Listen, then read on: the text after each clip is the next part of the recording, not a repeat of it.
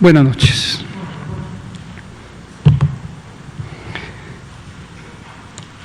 Son las 19 horas en punto del domingo 27 de septiembre. Estamos en el Palacio Nacional de México, en la Ciudad de México. Vamos a iniciar la conferencia de prensa diaria sobre COVID-19, la pandemia causada por el coronavirus SARS-CoV-2. Hoy vamos a comentar el informe técnico. Hoy estamos iniciando la semana 40 del año.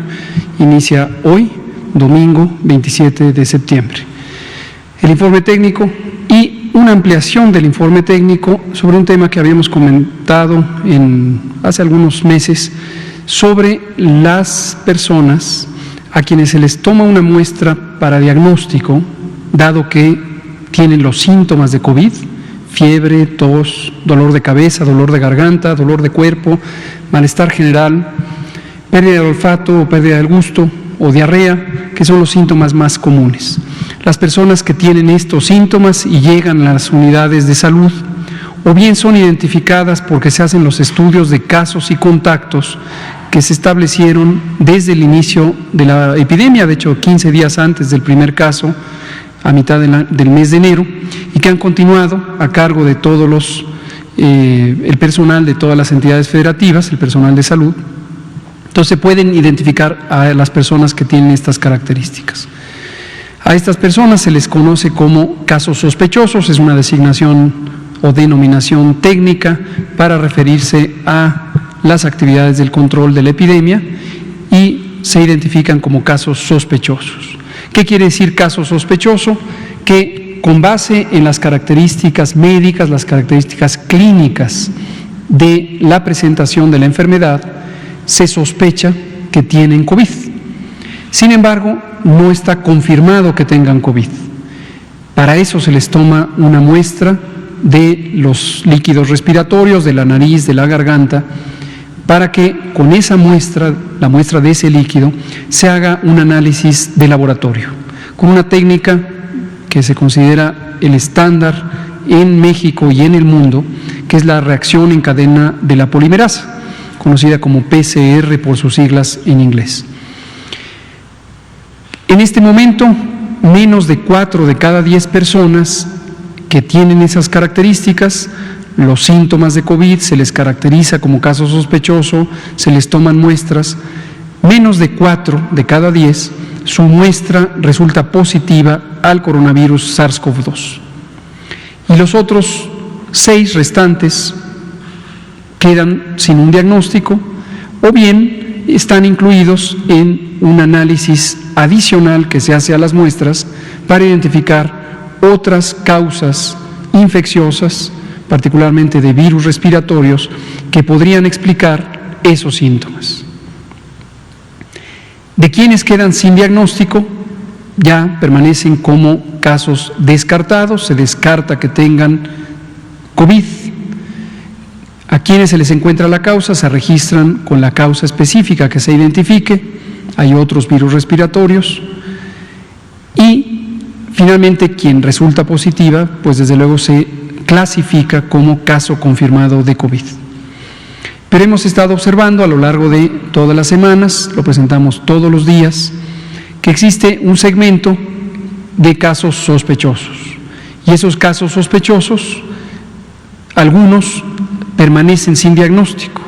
Entonces, hoy les presentamos un análisis que hemos hecho sobre estos casos que están sin diagnóstico y por qué permanecen sin diagnóstico, cómo se distribuyen por institución y por entidad federativa, y finalmente lo que procede para hacer la clasificación final de esos casos.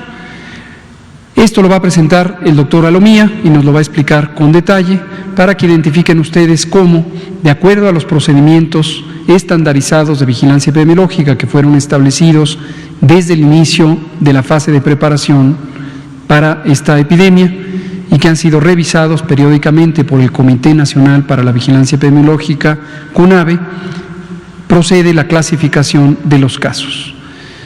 Doctora Lomía, si es tan amable de presentar, y después abrimos, por supuesto, como siempre, a preguntas y comentarios.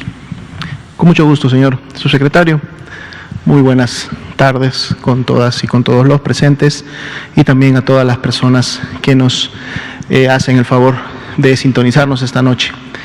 Estamos en la conferencia vespertina número 210, en el día número 120 de esta nueva normalidad. Como todos ya saben, el día de mañana entra en vigor nuevos niveles de riesgo para las entidades federativas. 16 de ellas están en nivel medio, que es en este caso moderado, que es el amarillo.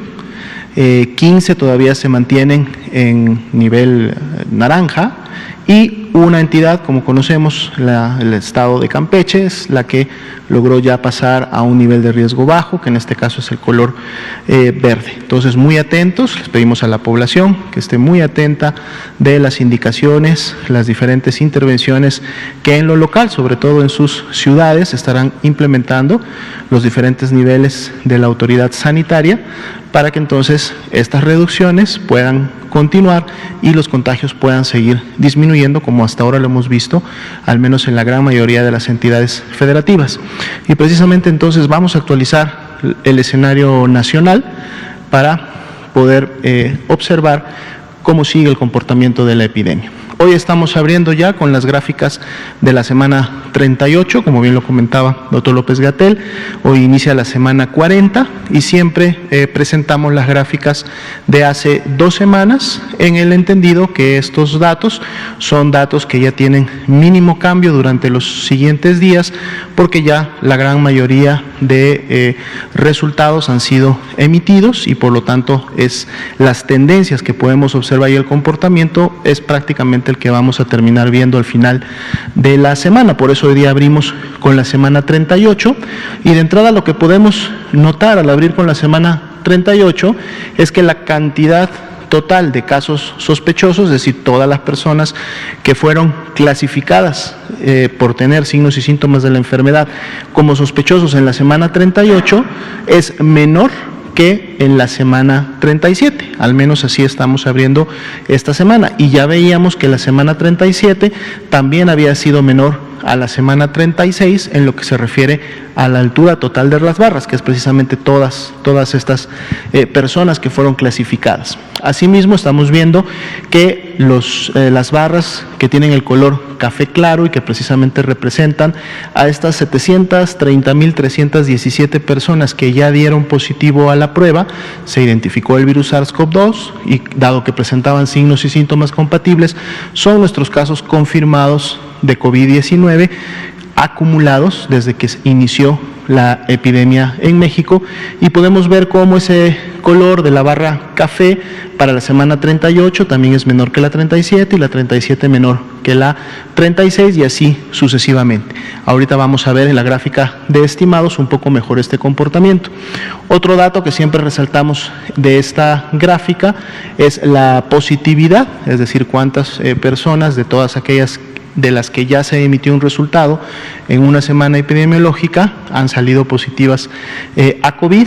Para efectos de la semana 38 seguimos con el mismo porcentaje de positividad con el que cerramos la 37, que es 39%, o sea, prácticamente 4 personas de cada 10 que presentan una infección respiratoria aguda, leve o grave, están siendo confirmados o tienen la presencia de virus SARS-CoV-2 en sus vías respiratorias, y es un porcentaje de positividad que también desde la semana 30, de la mano también con la reducción de los casos, ha mantenido una tendencia descendente. Vamos a estar viendo cómo se comporta durante los siguientes días.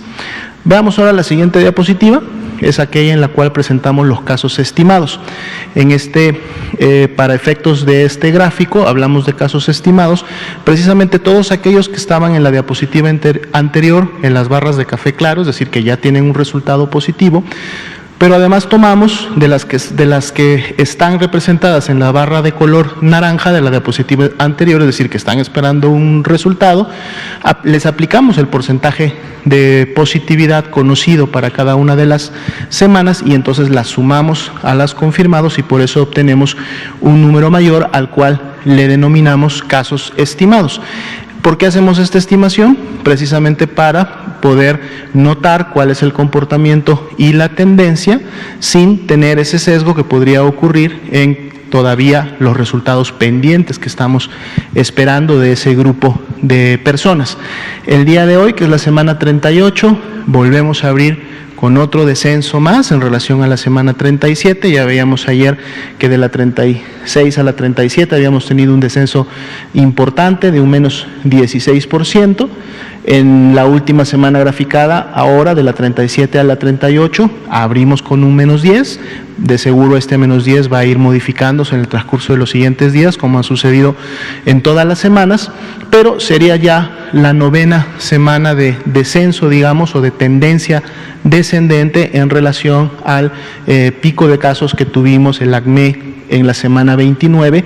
Lógicamente esto en el panorama nacional. Sabemos que esta curva se integra del comportamiento de las 32 curvas epidémicas. Por lo tanto, el que suba o que baje también representa lo que está ocurriendo en cada una de las 32 entidades federativas, en donde algunas contribuyen a un incremento, pero ya veíamos en las últimas semanas que la gran mayoría de las entidades federativas, el 80% de ellas prácticamente, también todas las semanas están contribuyendo con un descenso importante, lo cual mantiene la curva nacional con esta tendencia descendente que vemos. Las defunciones también, menos 53% en esta nueva semana, o sea, abrimos de la 37 a la 38, continúa el descenso de la ocurrencia de las mismas, siendo de menos 53%, un número importante también que ha estado abriendo así las últimas semanas que hemos estado revisando.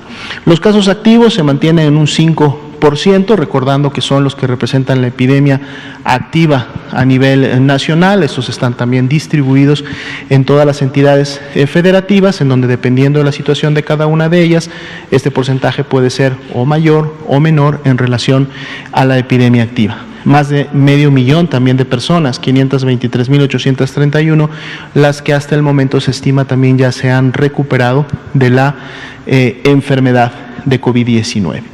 Veamos en las siguientes diapositivas, actualizamos la ocupación hospitalaria. Este también es un indicador, es decir, el de ocupación, el porcentaje de camas que tiene en estos momentos una persona que está recibiendo la atención y por lo tanto están ocupadas. Es un indicador que también ha ido disminuyendo en las últimas semanas. De hecho, hoy abrimos en el caso de las camas generales, estamos abriendo con un 27%. Esto es una reducción de un punto porcentual en relación a cómo cerró la semana el día de ayer, y ya veíamos que todas las entidades federativas tienen más de la mitad de este tipo de camas disponibles para en su momento poder brindar la atención, llegando a ser inclusive esta disponibilidad tan alta de por encima del 80% en prácticamente la tercera parte de todas las entidades federativas. Si vemos la siguiente diapositiva, donde ahora están las camas con ventilador para los pacientes críticos, aquí abrimos ahora con una disminución de 2 puntos porcentuales. 25% era la media nacional el día de ayer, el día de hoy abrimos con 23%. Esto quiere decir que cada vez empiezan a haber menos, no solamente casos graves, sino también casos críticos, y ahora prácticamente pues todas las entidades tendrían al menos un 57% de disponibilidad, y de la misma manera hay entidades prácticamente la mitad o un poco más de la mitad tienen 80% o más de disponibilidad en el tema de camas críticas.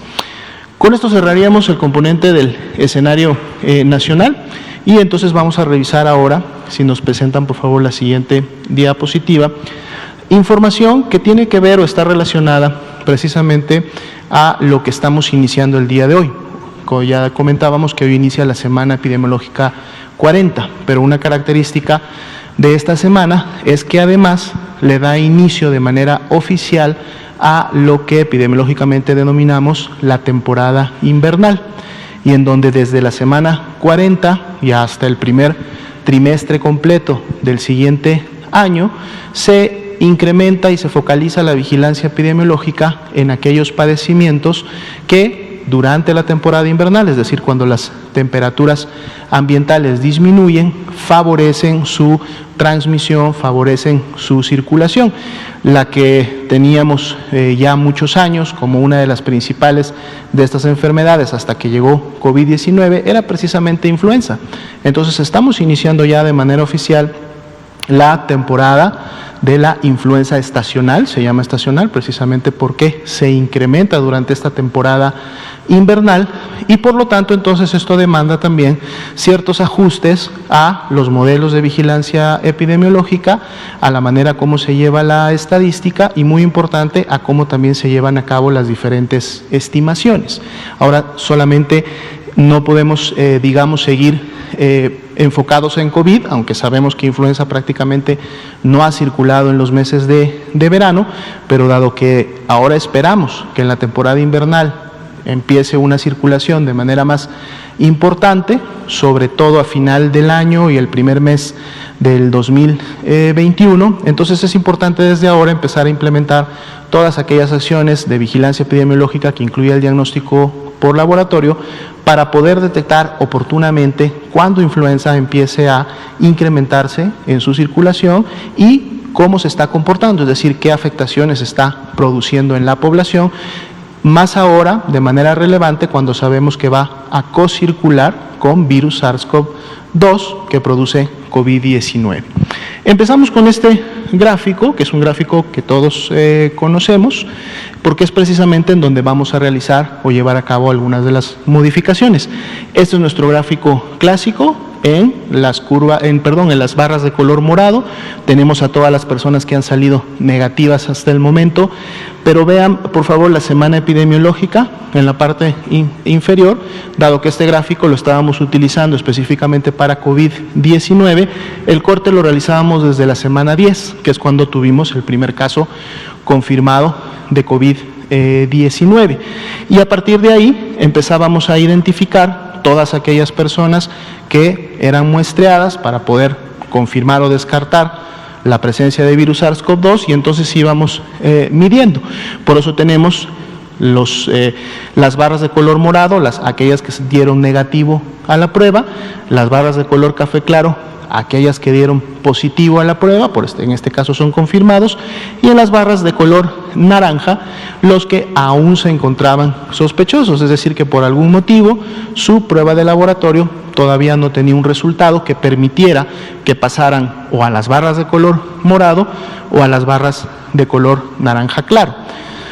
Vamos a ver ahora la siguiente diapositiva y vamos a explicar un poco los cambios que van a ocurrir para efectos de la estadística y las estimaciones. En las barras vamos con los dos grupos grandes que siempre hemos visto y que son similares a las que vimos en la diapositiva anterior.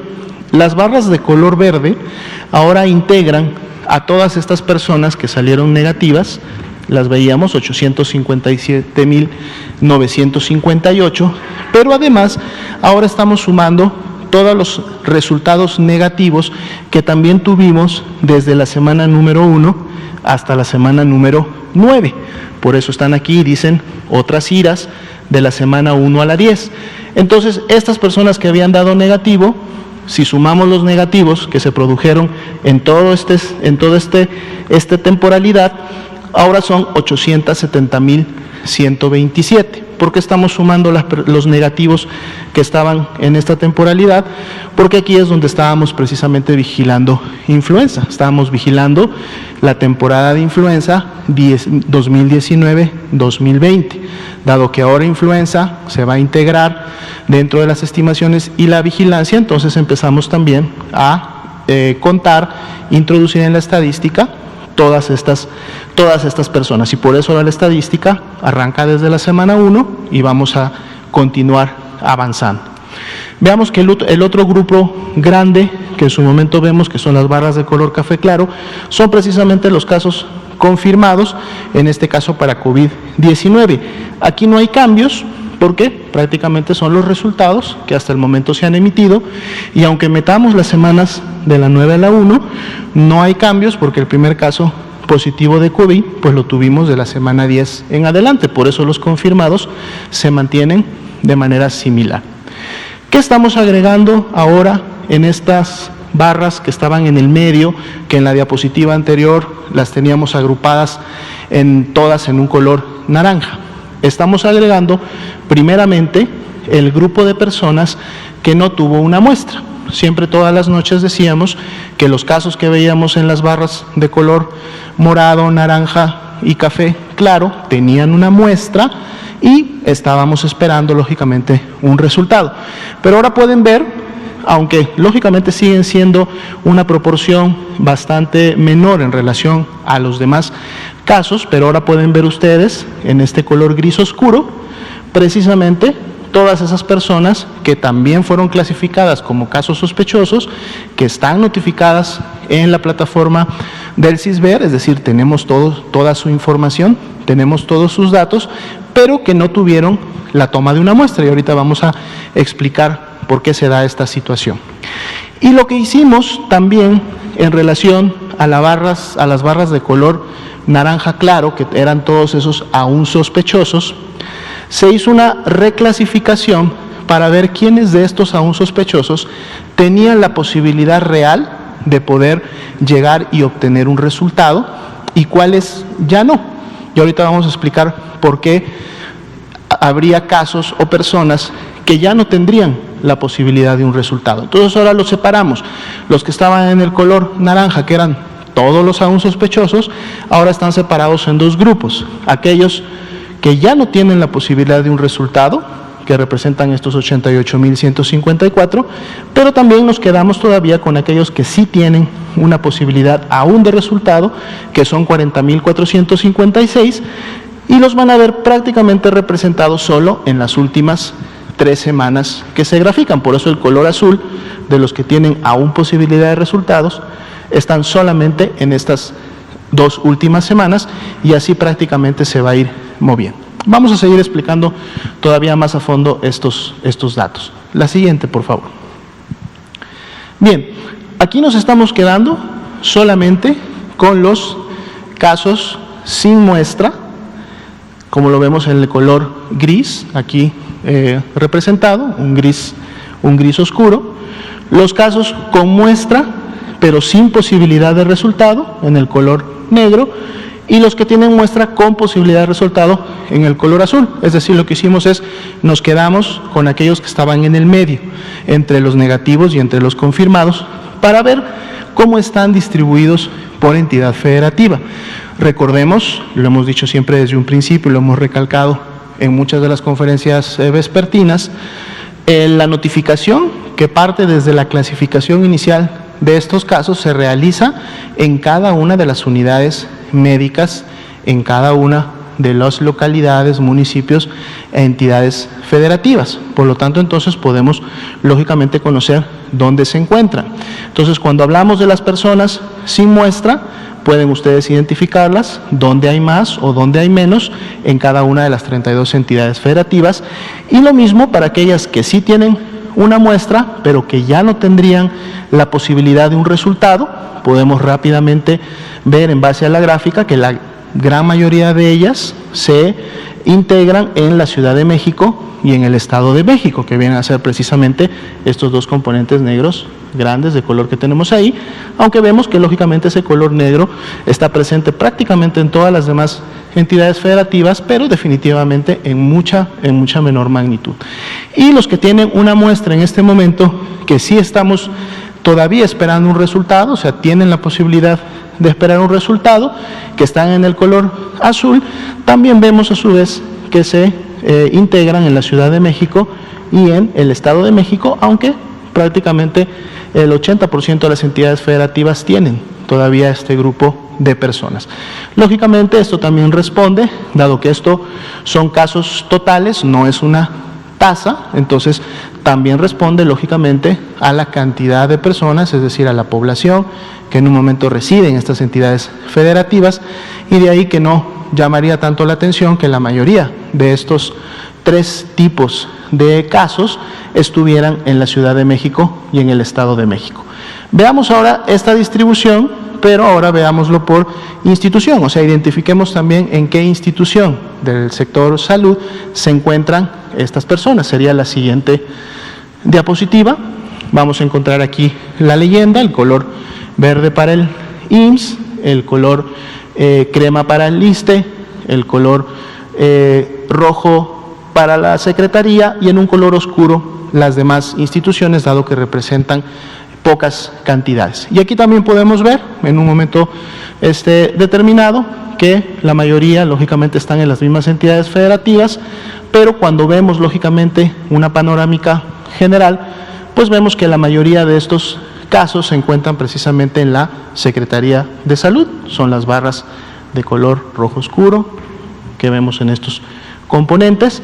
Le sigue definitivamente el Instituto Mexicano del Seguro Social, que son las barras apiladas de color verde, y finalmente el ISSSTE con cantidades menores, aunque estas son lógicamente más apreciables en la Ciudad de México y en el Estado de México. Volvemos nuevamente al tema de la densidad poblacional o la cantidad de personas que residen en estas entidades federativas. Y entonces, bueno, este gráfico también nos permite ver cómo las diferentes instituciones que también lógicamente operan en cada una de las 32 entidades federativas contribuyen a la existencia de este tipo de personas. Veamos la siguiente diapositiva.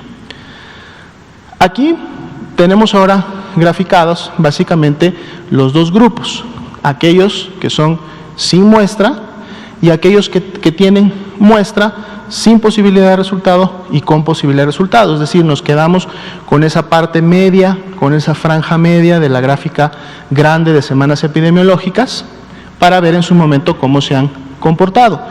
Sin muestra, ya decíamos, 185.209 personas y son precisamente las que están en este color gris oscuro. Con muestra son las del color negro y las del color azul. Las del color negro sin posibilidad de resultado, color azul con posibilidad de resultado, y precisamente vemos nuevamente cómo se agrupan en las dos últimas semanas que hasta el momento se están graficando, y podemos ver también cómo se ha dado el comportamiento de las mismas, en donde vemos lógicamente un incremento de estas desde la semana 12-13, cuando empezó precisamente el incremento de la epidemia. Sin embargo, el comportamiento ha sido más de una manera, digamos, de meseta, con una pequeña subida y luego nuevamente una meseta, es decir, no ha seguido realmente tanto el comportamiento de la epidemia en sí, y ahorita vamos a ver por qué, porque responden a otro tipo de situaciones. Veamos la siguiente diapositiva. Aquí nos estamos quedando solo con los casos sospechosos sin una muestra, y estamos viendo en dónde o qué tipo de pacientes son estas personas a las cuales no se le tomó una muestra. Vean ustedes que la gran mayoría, el 93% de ellas, son precisamente casos ambulatorios, y una muy pequeña parte, el 7%, representan personas hospitalizadas. Entonces, ¿por qué no tienen una muestra? Porque responden precisamente a la posibilidad que da el actual lineamiento de vigilancia epidemiológica, que en los casos ambulatorios se toma generalmente muestra al menos a un 10%. Las unidades han estado muestreando a muchas más personas que tienen esta característica de ambulatoria. Hay estados que han llegado a muestrear prácticamente al 80% de los casos ambulatorios y no hay ningún problema. Esto aporta información, digamos, valiosa, pero la razón por la que hay personas que no tienen muestra es precisamente porque eran personas ambulatorias, casos leves, en las cuales el lineamiento permite que no se le tome la muestra, porque realmente estas personas se necesitan o se requieren, la mayoría de ellas en las unidades de salud monitoras de la enfermedad respiratoria, para tener las bases con las cuales se realizan las diferentes estimaciones. Por eso se encuentran en este grupo también. Veamos la siguiente diapositiva. Aquí podemos ver de estos casos sospechosos con muestra que ahora los estamos clasificando sin posibilidad de resultado, es decir, que no vamos a poder tener ya un resultado positivo o negativo de las mismas, responden a diferentes causas. Partamos desde la parte operativa, en donde sabemos que la toma de muestras se toma precisamente en una unidad médica, sea un primer nivel de atención o sea un hospital. Cuando esta muestra es tomada, se reporta en el sistema esa acción, es decir, que la muestra fue tomada, y entonces esta muestra inicia un envío. Un envío que puede hacerlo la unidad médica con su propio sistema, digamos, de envíos, o sea, con su unidad móvil, un envío que puede estar a cargo de la jurisdicción sanitaria correspondiente, a través de una logística también de sus unidades móviles, un envío que en el caso de algunas instituciones puede estar contratado, es decir, alguna empresa que se dedica precisamente al envío, a la paquetería, porque esto también depende qué tan cerca o qué tan lejos se encuentra un laboratorio estatal de salud pública, un laboratorio regional o un laboratorio de apoyo a la vigilancia epidemiológica. En algunos casos la muestra viajará algunas horas porque la unidad médica estará en la misma ciudad en donde está el laboratorio estatal, pero en otros casos la muestra viajará días porque el laboratorio estará lejos o estará apartado de donde se tomó en un momento determinado la muestra. Entonces, ¿qué puede pasar?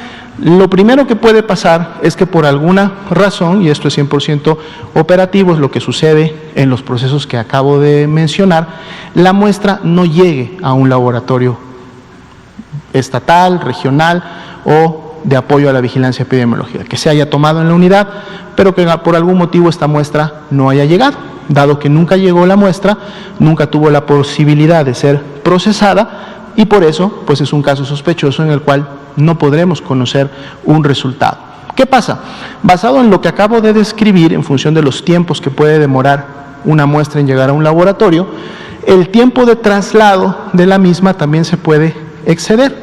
Si excede de los 8 a los 10 días, es una muestra que ya perdió la calidad correspondiente para ser procesada y por lo tanto un laboratorio de cualquiera de estos grupos puede, en base a los lineamientos, rechazarla, es decir, por el simple hecho de haber rebasado, excedido el tiempo de traslado, la rechaza porque considera que el resultado que va a obtener ya no sería el óptimo porque rebasó los días correspondientes, y aquí estamos hablando precisamente de esa semana de tránsito que en su momento una muestra pudiera tener.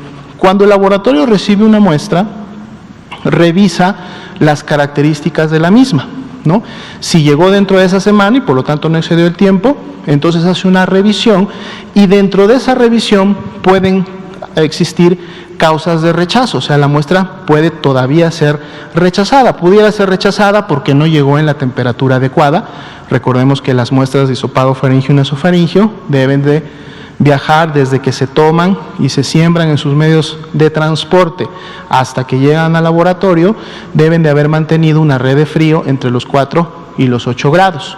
Si por algún motivo relacionado al envío, cuando la muestra llega a un laboratorio, checa la temperatura y no se encuentra en ese rango que es el adecuado, entonces también esta muestra es rechazada.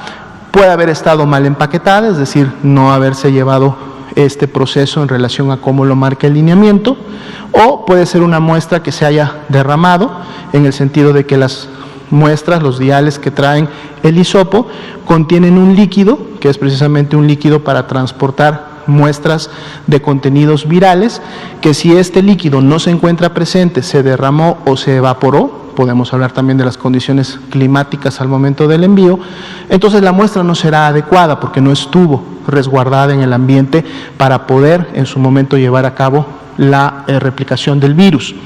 O en su momento también esta muestra, a pesar de que se aceptó y entró al proceso, no fue adecuada porque no amplificó ninguno de los controles, no amplificó ninguno de los parámetros que el laboratorio busca, por lo tanto es una muestra que tampoco se considera válida. Cualquiera sean estas características, a pesar de que existía una muestra, es decir, era un caso sospechoso al cual se le había tomado una muestra, lamentablemente, pues esta muestra no tendrá posibilidad de un resultado porque estas muestras ya no ingresaron a un proceso de laboratorio.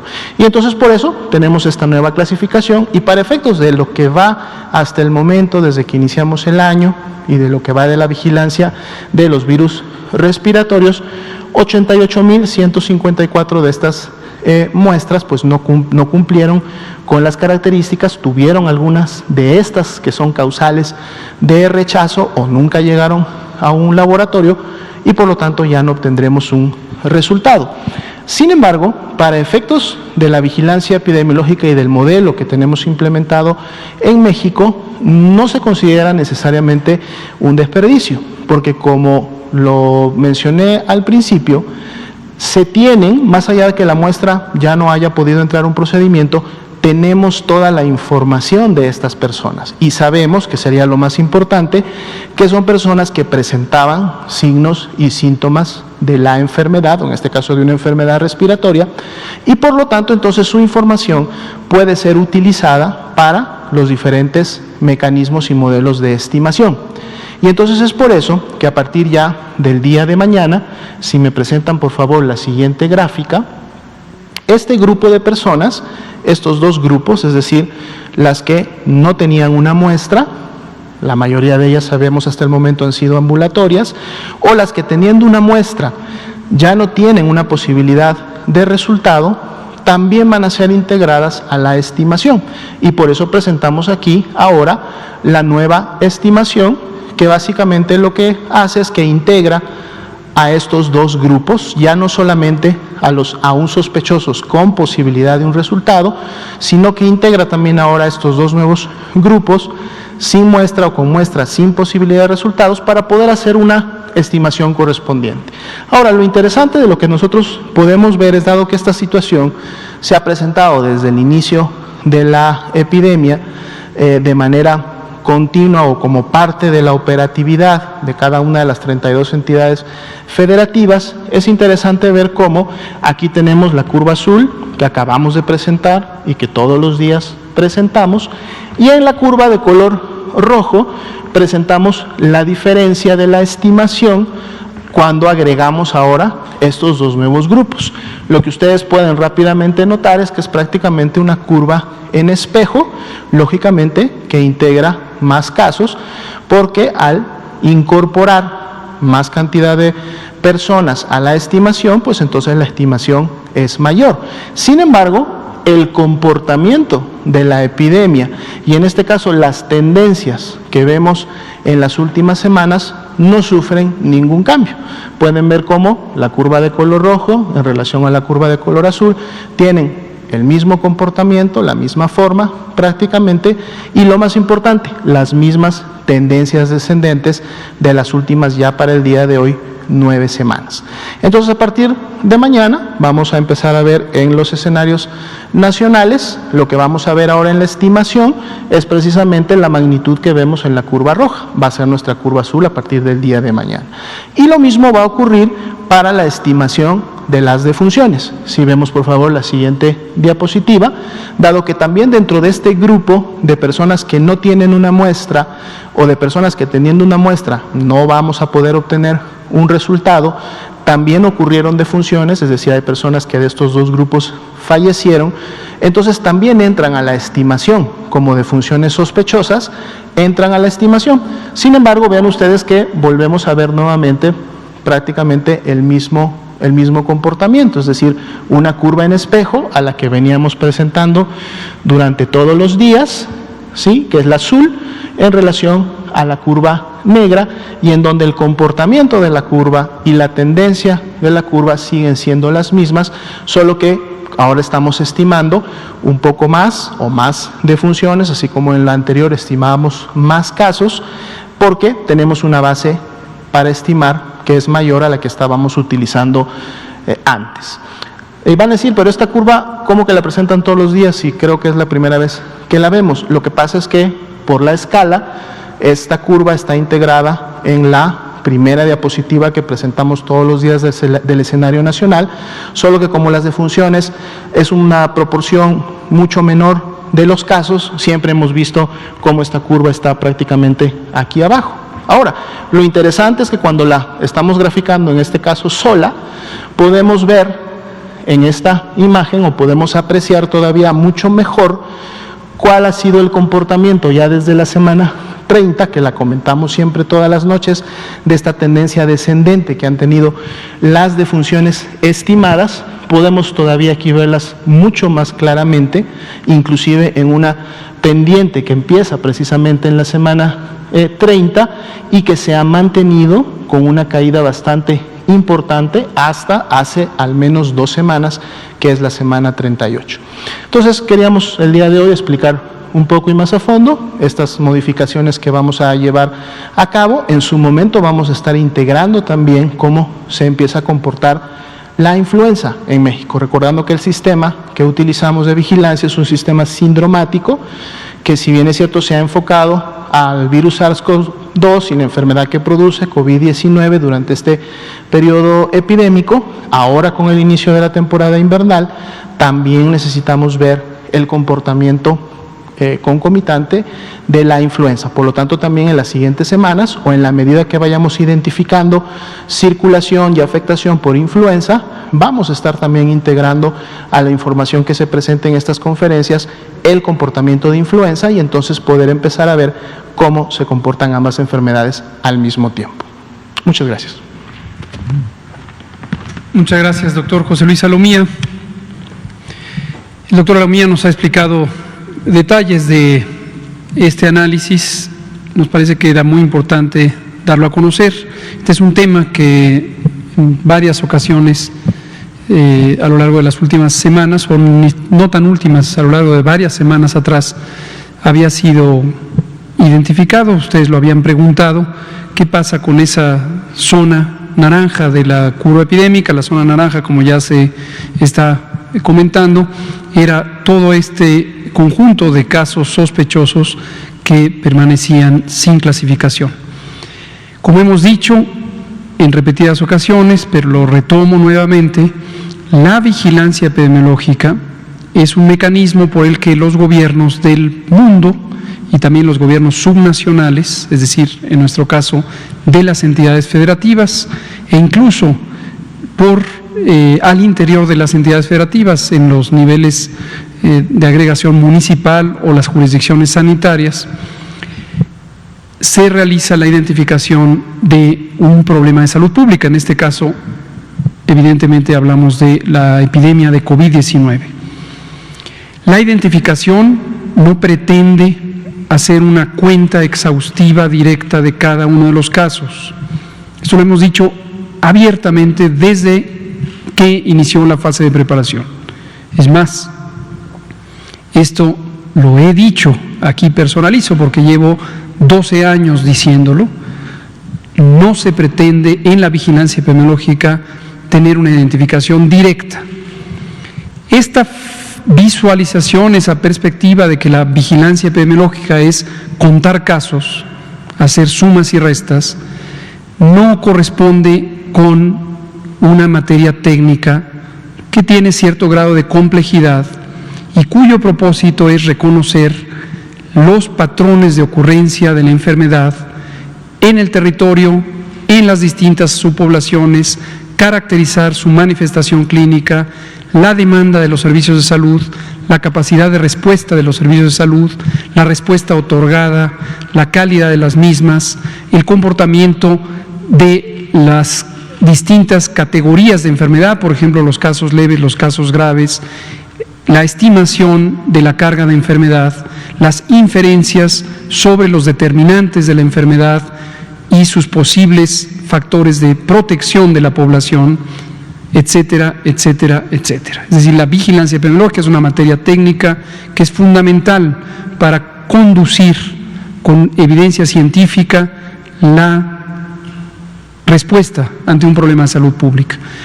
Ya sea un problema crónico, un problema de larga duración, por ejemplo, con las enfermedades no transmisibles de las que hemos hablado extensamente, o un problema agudo, como puede ser una epidemia de enfermedad infecciosa. Cada tipo de enfermedad tiene sus particularidades de presentación, no solamente clínica o biológica, sino social. Y cuando hablamos de lo social, hablamos de la población. Cada enfermedad tiene sus distintas características y las preguntas científicas, las preguntas técnicas necesarias para orientar las prácticas de prevención, control, recuperación, respuesta, rehabilitación son diferentes. Hace unos pocos días presentamos un contraste entre el brote de sarampión que tuvimos en México y que inició exactamente el mismo día que inició la pandemia de COVID-19 en México. Y pudieron ustedes ver, ese era el propósito de la presentación, características distintas entre una enfermedad infecciosa como sarampión, que está causada también por un virus, para el que existe una vacuna, y tiene ciertas características de presentación. Es una enfermedad que fue endémica en el continente americano, que desapareció rumbo al año 2015, ya no teníamos casos registrados en el continente americano, primera región del mundo que lograba eliminar el sarampión. Desafortunadamente, cuando la Organización Panamericana de la Salud se aprestaba a certificar la eliminación continental del sarampión, esta enfermedad infecciosa reapareció en Sudamérica y se ha manifestado ya con extensos brotes epidémicos. Y por primera vez llegó a México en este año. Cada año tenemos casos importados de sarampión, como se comentó en esa sesión y lo hemos comentado muchas otras veces, pero no había ocurrido una transmisión tan intensa como ocurrió este año. También dejamos muy en claro cómo deficiencias del sistema de vacunación, del Programa Nacional de Vacunación, acumuladas a lo largo de más de 7 años, pero en particular en los últimos 4 o 5 años, eran la causa atribuible de esta epidemia de sarampión. Pero bueno, ya me desvié a hablar del sarampión, es solo para mostrar las características de análisis que tiene una enfermedad y otra y otra y otra. Pero lo que quiero reiterar hoy, aprovechando la presentación detallada del doctor Alomía, es recordar lo que hemos dicho por muchos años, por muchos meses ahora durante la epidemia de COVID. No es propósito ni en México ni en ningún país del mundo de la vigilancia epidemiológica contar directamente casos. Sería verdaderamente precario pretender que lo único que se busca con la vigilancia epidemiológica es contar casos, o contar hospitalizados, o contar defunciones. El recuento de casos o de eventos en general, casos, defunciones, hospitalizaciones, atención, es un elemento de interés que corresponde a las estadísticas de salud dilucidarlo. Los mecanismos, los métodos y los tiempos con los que se organizan las estadísticas de salud tienen una lógica propia, dadas las características de la información, y generalmente se requiere más tiempo, a veces años, para tener una estadística formal, oficial, de ciertos desenlaces de salud, incluida la mortalidad. En particular, la mortalidad es una responsabilidad que en términos administrativos y legales le corresponde en México a una institución autónoma de la que nos sentimos muy orgullosos mexicanas y mexicanos, que es el INEGI, el Instituto Nacional de Geografía y Estadística. Y afortunadamente la estadística en salud desde hace ya varios años y la estadística de defunciones la elabora finalmente INEGI, con información que obtiene del sector salud, pero con métodos diversos para un análisis cuidadoso. ¿Cuándo va a estar lista la estadística final de defunciones de COVID-19? Seguramente un par de años después de este primer año de la epidemia. ¿Por qué razón? Por los distintos métodos que se utilizan para hacer una adecuada clasificación de la mortalidad. Presentamos aquí esta información con el mismo criterio, un criterio de transparencia. Nos interesa, sabemos que no necesariamente toda la población que nos escucha tiene un interés específico por estos detalles técnicos, pero consideramos que es muy importante que todo el mundo conozca cuáles son las características de la operación de la vigilancia epidemiológica de un fenómeno inconmensurable, es decir, no se puede medir de manera directa, como es la pandemia de COVID-19 en México. Vamos a abrir a preguntas. Héctor García, Grupo Cantón, Periódico Basta, por favor. Gracias, señor secretario, director. Al empezar a coexistir el virus del SARS-CoV-2 y la influenza, ¿qué más debe de saber la población? ¿Qué más debe de entender para aplicarla para beneficio de su salud? Y al acercar la información digámoslo así, acercar la información de influenza a la población, tomando en cuenta que en años anteriores sí se hacía, pero no con la regularidad que hoy se va a hacer, ¿cuál sería el mensaje? Muchas gracias, Héctor, por la pregunta. Pienso que sí, que hay algunos elementos, algunos ya los hemos comentado, pero gracias por la oportunidad con su pregunta de enfatizarlos. Es importante que la población conozca que la influenza ocurre todos los años en todos los países del mundo. ¿Desde cuándo? Está documentado que al menos desde hace 4 siglos, existen documentos que describen unas características de presentación de epidemias que, a la luz del conocimiento científico que se tiene hoy, se han interpretado como epidemias de influenza. Ocurren cíclicamente todos los años para el hemisferio norte a partir de octubre y hasta marzo o abril del año siguiente. Por eso es que técnicamente en la vigilancia epidemiológica, como ya decía el doctor Alomía, se establece que a partir de la semana 40 del año, que es donde empieza octubre, inicia un periodo donde las acciones de vigilancia de la influenza se ponen en práctica con el propósito de cubrir la información necesaria para orientar las acciones de prevención durante toda la temporada de influenza. Como es irremediable que ocurra la influenza, también es importante conocer que todos los años tenemos una importante contribución de la mortalidad general por la influenza. La influenza, junto con otras causas de neumonía es la inflamación de los pulmones generalmente atribuida a causas infecciosas, es en general la 8ª causa de muerte general en México.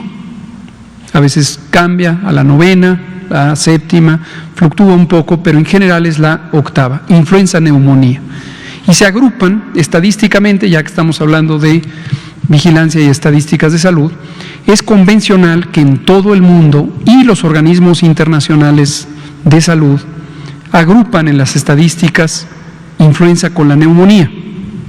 ¿Por qué se hace esto?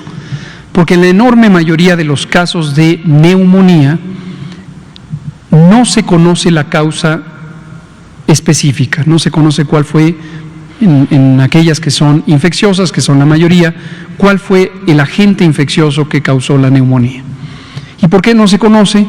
Porque generalmente los protocolos de diagnóstico y tratamiento consideran más conveniente iniciar tratamientos de acuerdo a una serie de características clínicas de riesgo, es decir, características epidemiológicas o radiológicas, y no esperar a tener el diagnóstico específico. Hay una enorme sobreposición entre neumonía e influenza. Cerca de la 1/3 parte de los casos de neumonía podrían ser atribuibles a el virus influenza, según diversos estudios que se han hecho en el mundo a lo largo de muchos años. Y también las personas con influenza, un porcentaje que se ha estimado del 3 al 5%, pueden tener una forma grave de la influenza y tener neumonía y una alta probabilidad de morirse.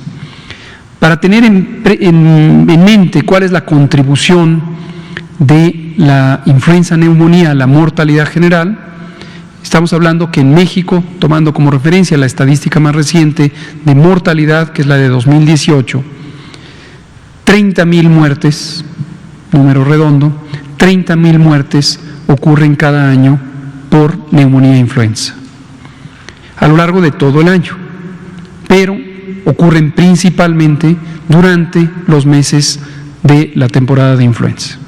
Entonces, tener en mente que influenza puede también ser una enfermedad letal, que las características clínicas de la influenza son semejantes a COVID-19, tos, fiebre, dolor de cabeza, dolor de cuerpo, inicio súbito, también puede haber pérdida del olfato y del gusto, y también en cerca de 8 de cada 10 personas que tienen influenza, esta es una enfermedad que se limita espontáneamente, que se cura sola, aunque existe, a diferencia de COVID, para la influenza sí existe un tratamiento antiviral, pero generalmente las personas que son saludables y que no tienen edades en los extremos de la vida, demasiado joven o demasiado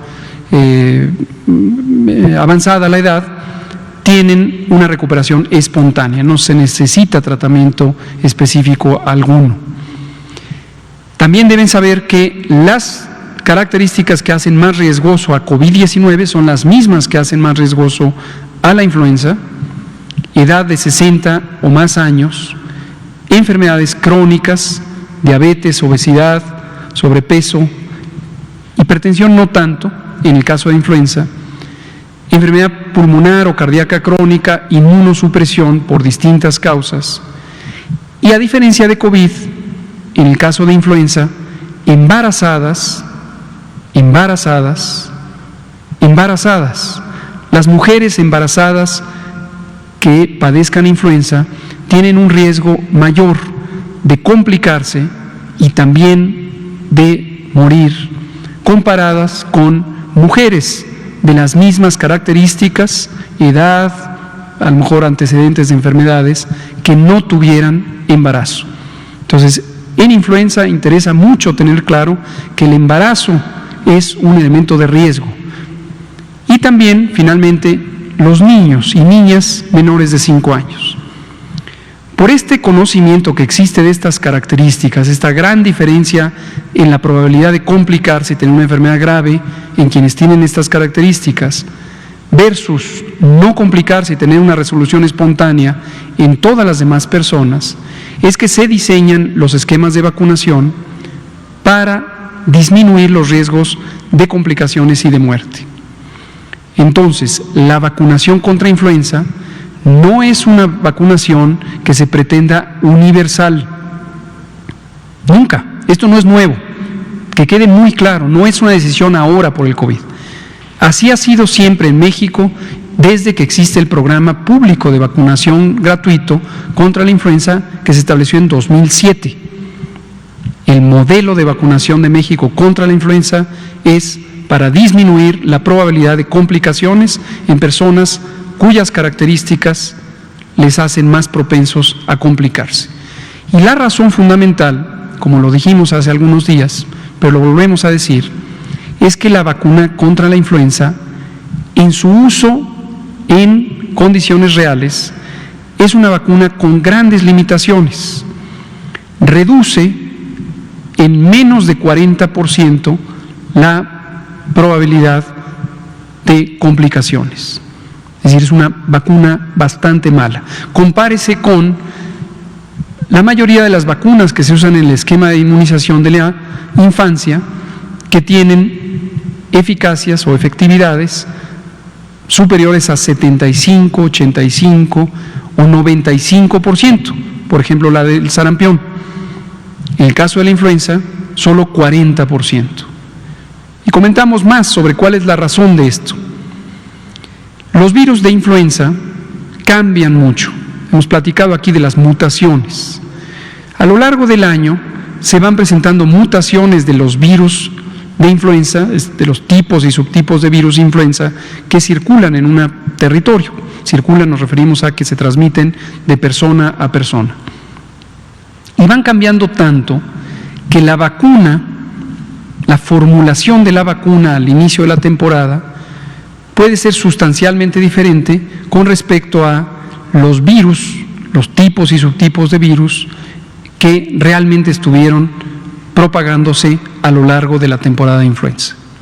La manera en que se diseña la vacuna, cada año se diseña la vacuna para el mundo, una específica para el hemisferio norte, otra específica para el hemisferio sur, y se orienta la Organización Mundial de la Salud y ella a las compañías farmacéuticas fabricantes de vacuna mediante un sistema global de vigilancia de influenza en el que México contribuye y orgullosamente participa desde 1953 a través del INDRE, nuestro Laboratorio Nacional de Referencia, para identificar cuáles las variantes de los virus influenza que más probablemente van a ocurrir o van a estar presentes un año después.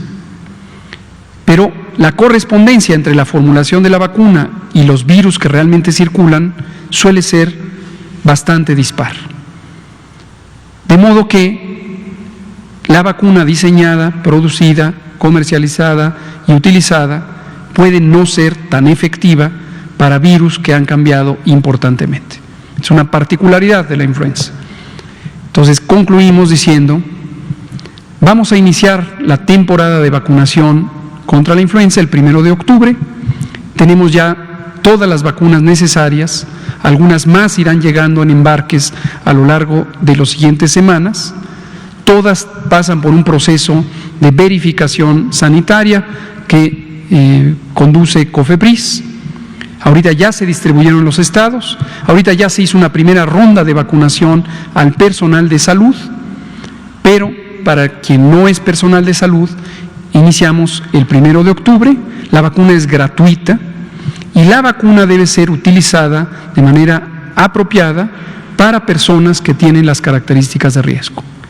Utilizarla en personas que no tengan características de riesgo, desde luego, no pasa nada, no daña a las personas, pero sí se pierden oportunidades en la medida en que la contribución, la efectividad, la reducción del riesgo es verdaderamente limitada comparado con si se usa en alguien que tiene un riesgo importante.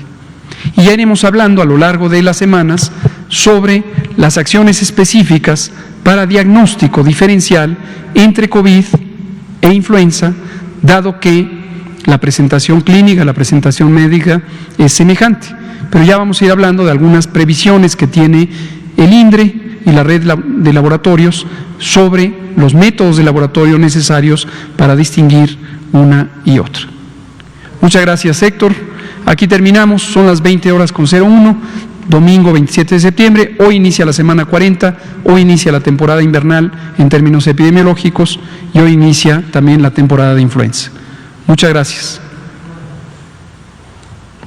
Y usen su cubrebocas.